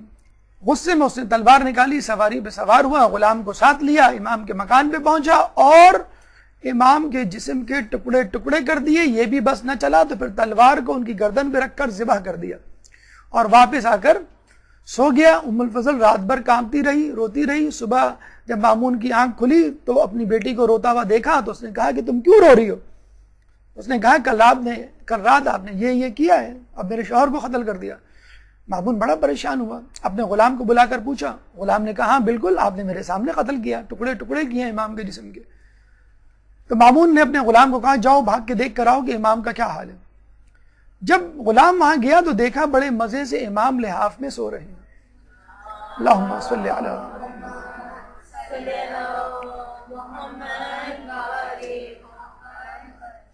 امام کو بیدار کیا کہ زندہ ہے یا نہیں، امام کو اٹھایا اور پھر مزید تصدیق کرنے کے لیے کہا کہ آپ کی قمیض میں لینا چاہتا ہوں تبرکن، کہ تاکہ اپنے ساتھ رکھوں، اپنے ساتھ مرنے کے بعد قبر میں لے جاؤں، کہ میرے لیے وسیلہ مغفرت بن جائے۔ امام نے کہا میرے پاس بہت ساری قمیضیں ہیں، چاہوں تو وہ لے جاؤں۔ اس نے کہا نہیں، مجھے یہی قمیض چاہیے جو اس وقت آپ پہنے میں ہیں۔ امام سمجھ گئے یہ چاہ کیا رہا ہے۔ امام نے قمیض اتار کے اس کو دی تو اس نے دیکھا کہ آپ کے جسم پہ ایک خراش تک نہ تھی. قمیض لے کر مامون کے پاس واپس آیا, کہنے لگا کہ امام تو زندہ صحیح سلامت ہے, جسم پر ایک خراش نہیں. تو مامون جو ہے اور چکرا گیا, اور اس نے اپنے ایک دوست کو بہت سارے تحفے تحائف درم و دینار دے کے بھیجا کہ جاؤ امام سے کہو کہ مجھے معاف کر دے. وہ دوست درباری امام کے پاس پہنچتا ہے اور کہتا ہے کہ آپ اس کو معاف کر دیں, اور وہ نشے میں تھا اور اس سے غلطی ہو گئی. اور پھر یہ کہا جاتا ہے کہ جب مامون کی امام سے ملاقات ہوئی تو مامون نے امام سے پوچھا وہ کیا وجہ تھی, کس سبب آپ کے بدن کو ایک گزند نہ پہنچی اور آپ زندہ سلامت رہے. تو امام نے ایک تعویذ نکال کے دکھایا کہ یہ وہ تعویذ ہے جو ہماری جدہ نے ہم کو دیا ہے, جو ہمارے پاس رہتا ہے, سوائے موت کے ہر قسم کی مصیبت سے ہم کو بچا سکتا ہے. حرز جواد کا تعویذ. جب مامون نے امام سے وہ تعویذ طلب کیا تو امام نے وہ تعویذ اس کو بھی دیا, اپنے قاتل کو, اپنے باپ کے قاتل کو وہ تعویذ کہ جو اس کی حفاظت کرے. یہ امام کی جود و سخا تھی کہ وہ جواد کہلائے. یہ امام کا جسے کہتے ہیں کہ اپنے دشمنوں سے برتاؤ تھا کہ جو ہمیں بتلاتا ہے کہ ہم اپنے دشمنوں کیا دوستوں سے کیسے برتاؤ کریں. امام نے اپنے دشمنوں سے وہ برتاؤ کیا کہ جو اپنے ہم دوستوں سے نہیں کیا کرتے. یہ وہی اخلاق ہے کہ جو رسول اللہ صلی اللہ علیہ وآلہ وسلم نے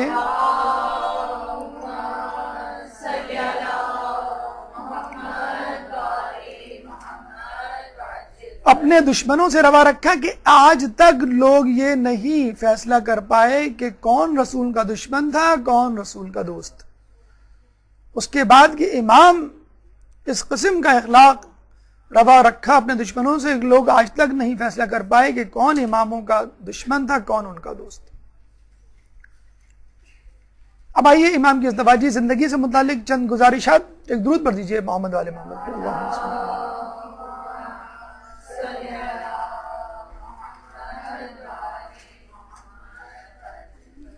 آپ کی پہلی بیوی ام الفضل, مامون کی چھوٹی بیٹی, 2003 سے 2018 تک اس نے مسلسل مامون کو آپ کے بارے میں شکایت نامے لکھے, اور جب مامون کا انتقال ہو گیا تو اس نے اپنے چچا معتصم کے بادشاہ بننے پر دوبارہ ان کو خطوط لکھنے شروع کیے. معتصم نے جو ہے امام کو بغداد طلب کر لیا اور قتل کی سازش کو انجام دیا. ام الفضل گھبرائی, امام نے جاتے جاتے اس کو بددعا دی کہ تجھ کو ایک ایسا ناسور لگے گا کہ جو کسی سے ٹھیک نہ ہوگا اسی سے تیری موت ہوگی. اور امام کی شہادت کے بعد ام الفضل کو ایک ایسی بیماری لگی کہ اس کا سارا پیسہ اس بیماری کے علاج پر خرچ ہو گیا, لیکن وہ اس بیماری سے کبھی صحت یاب نہ ہو سکی. آپ کی دوسری بیوی سمانہ مغربیہ, ان کا تعلق بھی مغرب سے تھا. امام کی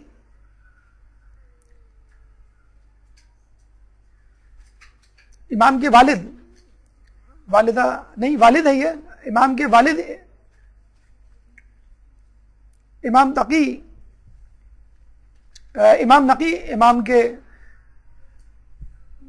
صاحبزادے کہ جن سے اولاد چلی, اور یہ ان کی اولاد جدی رضوی سادات کہلاتی ہے. دوسرے صاحبزادے موسیٰ مبرقہ جن سے نسبی رضوی سادات نکلے, اور فاطمہ اور امامہ. اچھا, جیسے آپ کو شاید پہلے بھی بتایا ہو کہ امام تقی, امام نقی, امام حسن عسکری, ان تینوں کی اولادیں بھی رضوی کہلاتی ہیں. اصول ان کو تقوی, نقوی اور عسکری کہنا چاہیے. اور کچھ لوگ آپ کو نظر بھی آئیں گے جو اپنے آپ کو تقوی, نقوی یا عسکری کہتے ہیں, لیکن جو لوگ اپنے آپ کو رضوی کہتے ہیں در حقیقت وہ بھی تقوی, نقوی یا عسکری ہیں. لیکن چونکہ امام رضا اپنے زمانے میں بہت زیادہ مشہور تھے, اس لیے ان کی اولادوں نے, یعنی ان کے پوتوں اور پڑ پوتوں نے امام تقی, امام نقی اور اس کے بعد کے اماموں نے بھی امام کے اولادوں نے بھی اپنے آپ کو امام رضا سے منسوب کیا. تو جو خود امام نقی کی اولاد سے تھے تو وہ جدی رضوی سادات کہلائے, کیونکہ ان کے جد یعنی امام تقی اور ان کے والد امام رضا ان کی نسبت سے اپنے آپ کو جوڑتے ہیں. اور موسیٰ مبرقہ چونکہ یہ غیر معصوم تھے, امام نہیں تھے, تو ان سے جو اولادیں نکلی وہ اپنا رشتہ امام رضا سے جوڑتے ہیں. تو ہوتا یوں تھا کہ اگر امام کی اولاد امام ہے اور اس کی اگر اولاد ہوتی ہے تو وہ اپنا رشتہ اپنے والد سے جوڑتے ہیں، اور اگر امام کی اولاد معصوم نہیں ہوتی یعنی امام نہیں ہوتی تو وہ اپنا رشتہ اپنے چچا سے جوڑتے ہیں. تو یہ نسبی رضوی سادات کہلائے. موسیٰ مبرقہ کے بارے میں کہا جاتا ہے کہ انتہائی خوبصورت، انتہائی حسین تھے، اتنے زیادہ کہ اپنے چہرے پر نقاب ڈال کے چلا کرتے تھے. انہی کی نسل سے سید احمد اور محمد اعرج تھے، اور انہی سے ہمیں رسول اللہ کی جو حدیث ملتی ہے داڑھی کا مونڈنا مسلح کرنے کے مترادف ہے، یعنی جیسے کسی نے اپنے ناک کان کاٹ دیے ہوں، اپنے چہرے کا مسلح کر دیا ہو، ایماسیشن.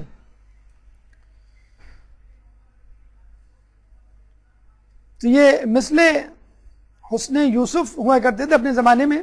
ان کے بارے میں ہمیں یہ بھی ملتا ہے کہ ایک دفعہ بادشاہ نے ان کو طلب کیا اور ان سے وہی شرارت کرنے کا فیصلہ کیا مامون نے کہ جو امام سے کیا تھا کہ ان کو موسیقی کی محفل میں بلایا جائے اور ان کو ناچ گانے سنوائے جائیں، ان کو بہکایا جائے، نعوذ باللہ. تو جب جانے لگے تو امام نے کہا کہ تم جا تو رہے ہو لیکن موسیقی کی محفل میں جانا تمہیں نصیب نہیں ہوگا، یعنی تمہیں یہ نوبت ہی نہیں آئے گی. تو ان کو کچھ اطمینان ہوا. جب وہ بغداد گئے تو مامون نے ان کو کہیں رکوایا اور اس دوران ہی مامون کا انتقال ہو گیا. تو وہ اس محفل میں جانے ہی سے جسے کہتے ہیں کہ بچ گئے. امام کی ایک اور بہن ہمیں ملتی ہیں حکیمہ خاتون، جن کی قبر مبارک سامرہ میں ہے اور جن کے بارے میں کہا جاتا ہے کہ انہوں نے امام زمانہ کی ولادت میں اہم کردار ادا کیا. اللہم صلی اللہ.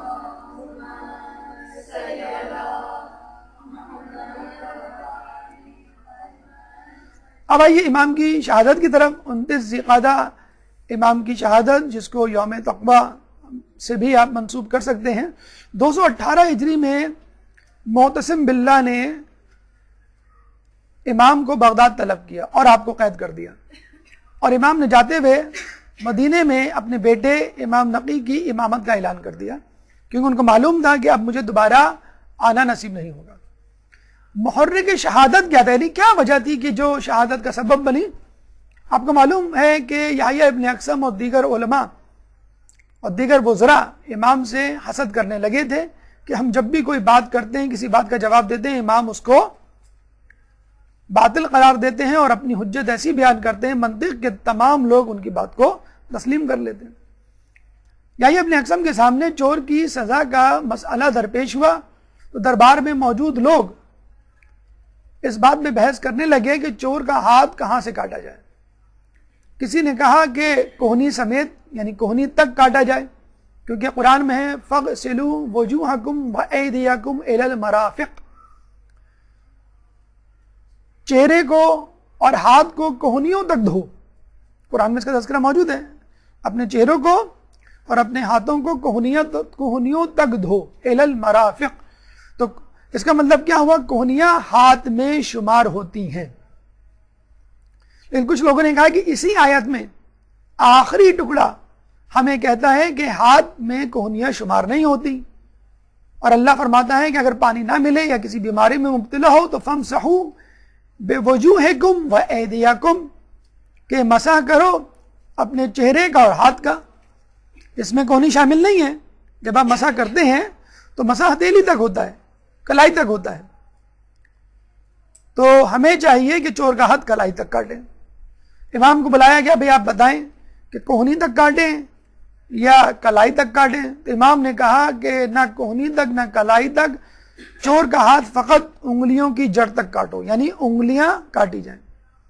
اور اب ایران، ابھی بھی آپ جائیں ایران میں، جب جو چور کی سزا ہے وہ انگلیوں کا کاٹنا ہے، اور سعودی عرب میں جو چور کی سزا ہے وہ ہتھیلیوں سمیت کاٹنا ہے. ابھی تک وہ بہرحال اس فلسفے پہ قائم ہے. ہمارے یہاں جو ہے انگلیوں کی جڑوں تک ہے. کیوں؟ امام نے کہا کہ حدیث کے مطابق اعضائے سجدہ 7 ہیں: دونوں پاؤں کے انگوٹھے، دونوں پاؤں کے گھٹنے، دونوں ہاتھوں کی ہتھیلیاں 6 اعضاء اور پیشانی 7 اعضاء ہیں. اگر تم اس کی ہتھیلی کاٹ دو گے تو اس کا سجدہ نہیں ہو پائے گا، وہ اپنے ایک اعضائے سجدہ سے محروم ہو جائے گا. یہاں ہمیں ثقلین کی اہمیت کا اندازہ ہوتا ہے کہ فقط قرآن پڑھ کر اس کا ترجمہ سمجھ کر اپنی قیاس پر عمل کر کے کوئی بھی ہدایت نہیں پا سکتا جب تک ثقلین میں سے دوسرا ثقل یعنی اہل بیت کی تفسیر اور تشریح اور توضیح اور تفصیل موجود نہ ہو. اور اس کے بعد یحییٰ بن اقسم نے وزراء کے ساتھ یہ چال چلی کہ اب بادشاہ کو بتلا دینا چاہیے کہ ہماری عزت تو آپ نے خاک میں ملا ہی دی، اب آپ کی باری ہے. جس طرح ان کے والد محترم نے مامون کے مقابلے میں آنے کی کوشش کی اور ان کی شہرت اتنی بڑی کہ قریب تھا کہ وہ مامون کو ہٹا کر قیام کرتے اور خود خلافت پہ قبضہ کر لیتے، حالانکہ ایسا کچھ نہیں تھا لیکن خوف تھا ان کو. تو جس طرح مامون نے قتل کر دیا، اب آپ کا جو ہے وہ وقت ہے، اب آپ کی باری ہے. اب ہماری وزارت، قضایت، شہرت، عزت، علمیت سب خاک میں مل چکا ہے. اب لوگ آپ کی طرف دیکھ رہے ہیں کہ امام کم آپ کو اپنے تخت و تاراج سے محروم کریں، کیونکہ لوگوں نے یہ سمجھنا شروع کر دیا ہے خلافت کا حق امام تقی کو ہی ہے. چنانچہ اس نے وہی کچھ کیا جو اس سے پہلے کہ بادشاہ نے کیا کہ امام کو انگور میں زہر ملا کر دے دیا. کچھ لوگ کہتے ہیں کہ اسی چکوترے کا ایک شربت تھا، وہ امام کو بھجوایا اور امام کو کہا کہ یہ شربت جو ہے آپ نوش فرما لو. ام الفضل نے واویلا مچایا کہ امام جو ہے وہ واویلا تھا، یا جسے کہتے ہیں کہ ایک ڈرامہ تھا لوگوں کو بتانے کے لیے کہ میں جو ہوں اس سازش کا حصہ نہیں، یا مجھے افسوس ہے. تو امام نے ام الفضل کو بد دعا دی کہ تو ایسے ناسور میں مبتلا ہوگی کہ جس سے تجھے چھٹکارا نہیں ہوگا. 29 ذی-القعدہ 220 ہجری کو امام کو زہر سے شہید کیا گیا. تجہیز و تکفین امام نقی نے باعجاز خداوندی مدینے سے بغداد آ کر طی الارض کر کے انجام دی. اور یہ ہمارے یہاں عقیدہ ہے کہ امام کو غسل و کفن معصوم ہی دیا کرتا ہے. تدفین یعنی سرکاری تدفین کہہ لیجئے واسق بن معتصب نے انجام دی. اور یہ ہوا کرتا تھا کہ پہلے امام کی جو ہے وہ تجہیز و تفکین اور نماز جنازہ امام پڑھا دیا کرتے تھے، اور پھر بادشاہ آ کر اعلان کیا کرتے تھے کہ اب ہم نماز جنازہ پڑھائیں گے اور ان کی تدفین کریں گے سرکاری طور پہ. یعنی سرکار کا ان کی شہادت یا موت میں کوئی ہاتھ نہیں ہے. آخر میں امام سے متعلق، امام سے منسوب چند اقوال حکیمانہ لیتے چلیں تاکہ ہم اپنی زندگیوں کو ان کے افکار سے سجائیں. ایک درود بر دیں محمد والے محمد.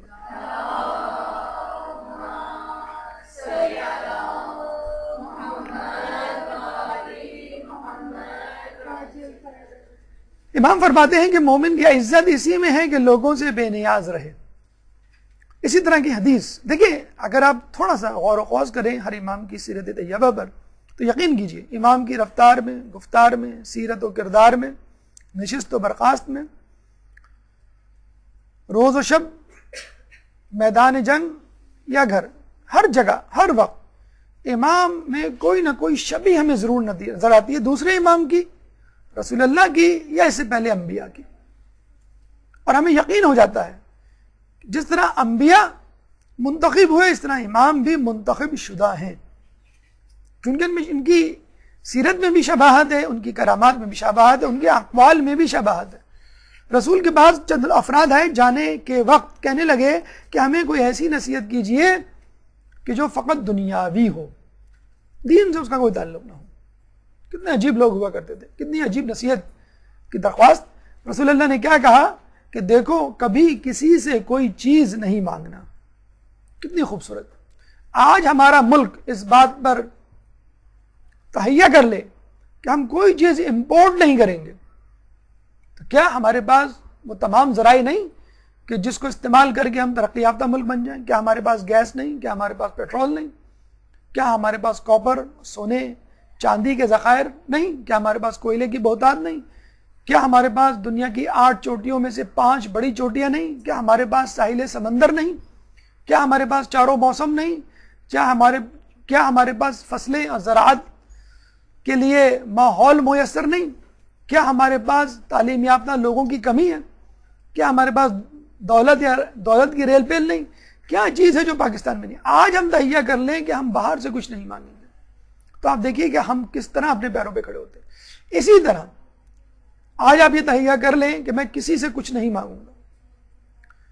قرض یا پیسے کا لین دین ہمارے معاشرے میں کتنا عام ہو گیا ہے۔ پہلے لوگ ضرورت مرض یا کسی بحران میں، ایمرجنسی میں پیسے مانگا کرتے تھے، قرض۔ اب جو ہے وہ اپنی لگژریز کے لیے قرض اور پیسے مانگا کرتے ہیں۔ پہلے لوگ جو ہے مرتے مر جاتے تھے لیکن اپنی بیماری، اپنی مصیبت کا اظہار نہیں کیا کرتے تھے۔ آج دو لوگ بیٹھ جائیں اور دیکھیں آپ 5 منٹ کے بعد ہر شخص اپنی زندگی کا رونا رو رہا ہوتا ہے۔ پیسوں کی کمی کا رونا، اولاد کی نافرمانی کا رونا، شوہر کی بے رخی کا رونا، ماحول کی بے وفائی کا رونا، ساس کے ظلم کا رونا، ہر شخص اپنی اپنی مصیبت کو لے کے اور امداد بھری ترسی ہوئی نگاہوں سے دوسرے کو دیکھ رہا ہوتا ہے کہ میری کسی طرح مدد کر دو۔ تو اگر آپ یہ تہیہ کر لیں کہ میں کسی سے، کہتے ہیں جب وہ افراد رسول سے جدا ہوئے تو راستے بھر اس پہ عمل کیا اور عمر بھر اس پہ عمل کرتے رہے کہ اگر چلتے چلتے گھوڑے پہ سواری کرتے ہوئے کوڑا زمین پر گر جاتا تو کسی سے کہتے نہیں، خود اٹھاتے۔ دسترخوان پہ بیٹھتے تو کسی سے پانی تک نہ مانگتے، خود اپنا پانی بھر کے پیتے۔ یہ عادت آپ اپنے گھر میں ڈال لیں کہ اپنا کام خود کرنا ہے۔ اپنے بچوں کو اس بات کی تربیت دیں کہ اپنی چیزیں اپنی جگہ پر تمہیں خود رکھنا ہے۔ ٹھیک ہے تم کپڑے نہیں دھو سکتے، کوئی بات نہیں، لیکن اپنی چیزیں، اپنے گندے کپڑے تو کم از کم واشنگ مشین میں یا غسل خانے میں یا جہاں بھی رکھنے کی جگہ ہوتی ہے وہاں رکھو۔ اپنی چیزیں، اپنی کتابیں، اپنی کاپیاں، اپنا اسکول بیگ، اپنا یونیفارم، پین، بکس، یہ تمام چیزیں اپنی جگہ پہ رکھنے کی عادت ڈالو۔ تم جھاڑو نہیں لگا سکتے، کوئی بات نہیں، اگر کوئی ریپر گر گیا ہو تمہارے ہاتھ سے تو کم از کم اس ریپر کو، چاکلیٹ کے ریپر کو یا بسکٹ کے ڈبے کو اٹھا کے تو کم از کم کسی ڈسٹ بن میں ڈالو۔ تو لوگوں کو خود کفالت کی عادت ڈلوائیں کہ وہ خود کسی سے نہ مانگے، نہ آپ خود کسی سے مانگے، ورنہ پھر آپ کی عادتیں آپ کے بچوں میں جائیں گی اور وہ زندگی بھر کسی نہ کسی طور پہ مقروض رہیں گے۔ ضروری نہیں کہ آدمی پیسے مانگے، آدمی کسی سے محبت، شفقت یا تسلی بھی مانگ سکتا ہے۔ تو اس سے بھی گریز کریں کہ اپنی مصیبت کو کسی کو بتائیں۔ مولا خود فرماتے ہیں کہ جس شخص میں مصیبت پڑے وہ شخص سب سے پہلے، سب سے زیادہ روادار ہے کہ اس مصیبت کو برداشت کرے۔ اگر آپ کو کوئی بیماری ہے تو آپ یہ کیوں توقع کرتے ہیں کہ میرے ساتھ اس بیماری میں تمام لوگ شریک ہوں، لوگ میری تیمارداری کریں، میری عیادت کریں، ہر وقت میرے آگے پیچھے پڑیں، میری دوا لے کر کوئی آئے، میرے لیے اسپیشل پرہیز کے کوئی کھانے پکائے۔ کوشش کریں کہ اپنی بیماری کا بوجھ جتنا آپ خود اٹھا سکتے ہیں خود اٹھائیں۔ اگر آپ مدرسے میں پڑھ رہے ہیں تو کسی پہ احسان نہیں کر رہے کہ آپ یہ سوچیں گھر جا کے بھائی میں مدرسے میں پڑھ رہی ہوں، میرا ٹیسٹ ہونے والا ہے، کھانا جو ہے فلاں بھابھی پکائیں گی یا بچوں کو جو نہلانے دلانے اور ہوم ورک کا کام ہے یہ کوئی اور کرے گا۔ نہیں، کام بھی آپ کو خود ہی کرنے ہیں اپنے گھر کے، اور مدرسے کا کام بھی۔ اپنا بوجھ خود ہی اٹھانا ہے۔ اگر کوئی اضافی بوجھ ہے تو اس اضافی بوجھ کی وجہ سے اپنے بوجھ کو کسی دوسرے پہ منتقل نہیں کرنا ہے۔ اگر آپ کو اہل بیت سے محبت ہے، اسلام سے محبت ہے، تو اس محبت کی قیمت ادا کیجیے۔ اب عمار یاسر مسجد نبوی کی تعمیر میں 2 اینٹیں اٹھا کے لاتے تھے، کمزور سے دبلے پتلے سے عمار یاسر 2 اینٹیں، لوگ ایک ایک اینٹ اٹھاتے تھے۔ تو لوگوں نے کہا عمار یاسر تم 2 اینٹیں کیوں اٹھا رہے ہو؟ عمار یاسر نے کہا کہ ایک میرے حصے کی اور ایک رسول کے حصے کی۔ دیکھیے ایک اضافی بوجھ رسول سے محبت کا ادا کرنا ہے خود، کہ بس اپنے دل میں یہ رکھ لیا کہ ایک میری اینٹ ایک رسول کی۔ اگر آپ کو اہل بیت سے محبت ہے، اسلام سے محبت ہے، تو اس کی قیمت آپ خود ادا کیجئے، کسی اور سے نہ مانگیے۔ امام فرماتے ہیں کہ جس نے خدا کی راہ میں ایک دوست حاصل کر لیا گویا اس نے جنت میں ایک گھر حاصل کر لیا۔ دیکھیے فقط دوست حاصل کرنا کوئی کمال نہیں، خدا کی راہ میں ایک دوست حاصل کرنا یہ کمال ہے۔ خدا کی راہ میں دوست کون ہوتا ہے؟ جو خدا کی راہ میں چلنے کے لیے آپ کا ہم سفر ہو۔ رسول اللہ شادی کے دوسرے دن جب بی بی کے گھر میں آتے ہیں تو مولا سے پوچھتے ہیں تم نے فاطمہ کو کیسا پایا؟ تو مولا کیا جواب دیتے ہیں؟ خدا کی اطاعت میں بہترین معاون۔ یہ ہے بہترین بیوی، یہ ہے بہترین شوہر، یہ ہے بہترین دوست جو خدا کی اطاعت میں آپ کا معاون بنے. کیسے؟ آپ کو اپنی برائیاں دکھائے، آپ کو نصیحت کرے، آپ کو مشورہ دے، امر بالمعروف و نہی عن المنکر کرے، نیکیوں کی طرف ترغیب دے اور برائیوں سے آپ کو بچائے. امام فرماتے ہیں جس نے خواہشات کا اتباع کیا اس نے دشمن کی تمنا پوری کر دی. ایک اور جگہ ہمیں ملتا ہے دشمن سے بہترین انتقام اپنی نیکیوں میں اضافہ کر کے کرو. یہ ہے انتقام. آپ کہتے ہیں نا کہ بغیر شیعہ افراد جو ہیں ہمارے دشمن ہیں، امام بارگاہوں پہ حملے ہو رہے ہیں، ٹارگٹ کلنگز ہو رہی ہیں، ہم سے نفرت کا اظہار کیا جا رہا ہے. اب آپ کیا اس کے بدلے میں آپ بھی ٹارگٹ کلنگ کریں گے، آپ بھی بم کے دھماکے کریں گے، آپ بھی کیا نفرت کے ساتھ جنیں؟ آپ اپنی نیکیوں میں اضافہ کریں، آپ اپنے حجاب کو مضبوط بنائیں، آپ داڑھی رکھیں، آپ نمازوں کا اہتمام کریں، آپ روزے رکھیں، خوش اخلاقی کا مظاہرہ کریں، آپ جو ہے گناہوں کو ترک کریں اور اچھے انسان بنیں کہ لوگ کہیں کہ تم کس کے ماننے والے ہو، تمہارا مذہب کیا ہے، وہ کون سی طاقت ہے جو تمہیں صراط مستقیم پر قائم رکھی ہوئی ہے. تو یہ صفات پیدا کر کے آپ اپنے لیے جنت کی راہ بھی ہموار کریں گے اور اپنے دشمن سے بھی انتقام لیں گے اور اس کی تمنا ادھوری رہ جائے گی، یعنی آپ کو نیست و نابود کرنے والی. اور ویسے بھی خواہشات کا ارتکاب کرنے والا لغزشوں سے محفوظ نہیں رہ سکتا.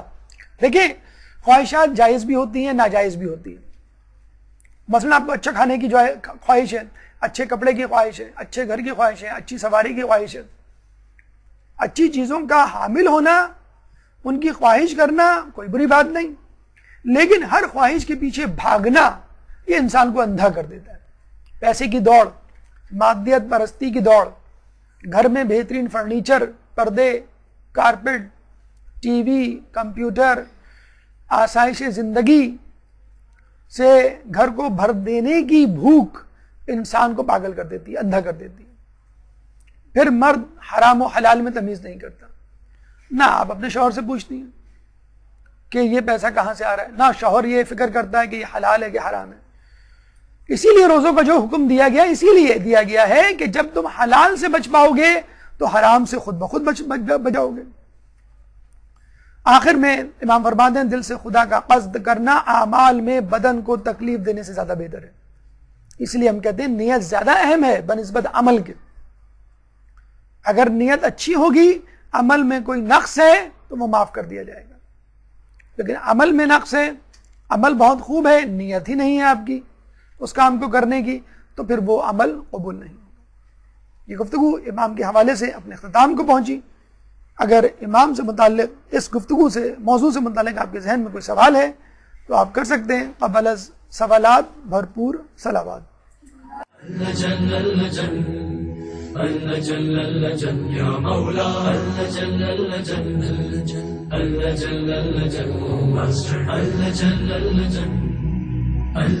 یا صاحب السماء